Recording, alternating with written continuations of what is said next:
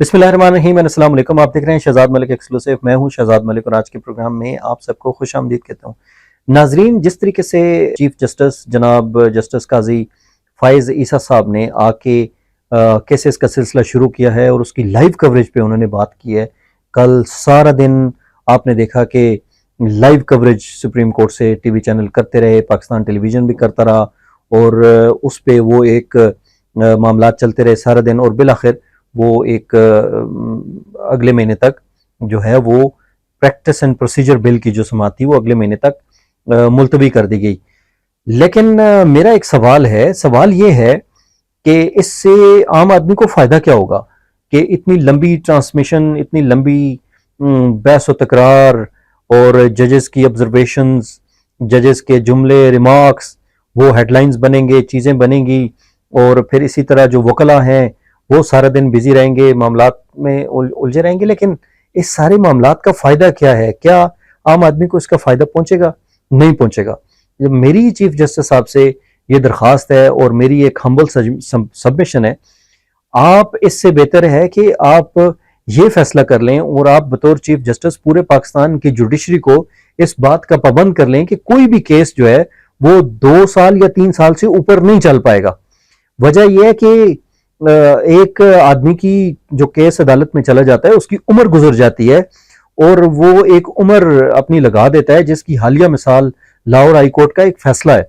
एक मोहतरमा Lahore high court में जाती हैं और वो 44 साल के बाद अपना केस जीतती हैं। एक उनके घर पे कब्जा हो गया था उनकी जगह पे और वो 44 साल यानी कि 44 ईयर्स आफ्टर उनका फैसला उनके हक में आता है और जिस वक्त फैसला उनके हक में आता है तो पता चलता है कि उनकी वफात हुए भी, उनको मरे हुए भी 20 साल गुजर चुके हैं। तो ये जो इनजस्टिस है, ये जो गैर जो नाइंसाफी है इस मुल्क के अवाम के साथ, इसको आप खत्म करें। कहते हैं ना, जस्टिस डिलेड जस्टिस डिनाइड। ये जो 40-40 साल, 30-30 साल, 20-20 साल, 15-15 साल केसेस चलते रहते हैं और उनका कोई फैसला नहीं कर पाता, वकला उसमें मुलव्वस हैं, उसमें जजेस का ये किरदार है कि इतना लंबा चलाते हैं। मेरी आपसे ये दरख्वास्त है कि आप टीवी पे जरूर चलाएं, लेकिन कोई ऐसा काम इस मुल्क के लिए कर जाएं आप कि आपको रहती दुनिया तक याद रखा जाए।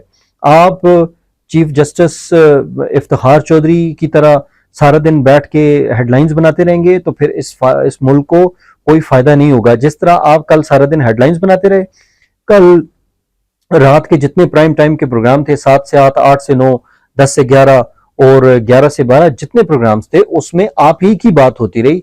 कल की सारा दिन जजेस की बात होती रही, कल सुप्रीम कोर्ट की बात होती रही, लेकिन इस दौरान किसी एंकर ने, किसी टीवी चैनल ने ये नहीं कहा कि 40 साल 45 साल मुकदमात जो हैं वो नहीं चलने चाहिए, इनको जल्दी फैसला होना चाहिए। किसी टीवी चैनल ने अवाम की बात नहीं की कि पेट्रोल महंगा हो गया है, इसको भी कम होना चाहिए, महंगाई जिस तरीके से ऊपर जा रही है इसकी भी बात होनी चाहिए, केसेस जितना लंबा चलते हैं इस पर भी बात होनी चाहिए। इस मुल्क के जो इंतजामी उमूर हैं वो इंतहाई खराब हो चुके हैं, ये मुल्क चोरों और डकैतों के हवाले है, किसी की जान माल का तहफ़्फ़ुज़ नहीं है। ये सारा मामला भी आपके सामने होना चाहिए। लेकिन मेरी सबमिशन ये है चीफ साहब कि आप जरूर 4-4 घंटे, 8-8 घंटे, 10-10 घंटे टीवियों पे चलवाएं, लेकिन साथ ये करें कि कम से कम 3 साल का एक दुरानिया आप पूरे पाकिस्तान की जुडिशरी को हुक्म दें कि जितने केस पेंडिंग है 20-20 साल से, 15-15 साल से, उनको अगले 6 महीनों में खत्म करें। इसी तरह जो नए केसेस आ रहे हैं उनका एक टाइम, स्टैंडर्ड टाइम उनका रखते हैं कि 3 साल से ऊपर कोई भी जो जज है वो किसी भी केस को नहीं लेके जाएगा।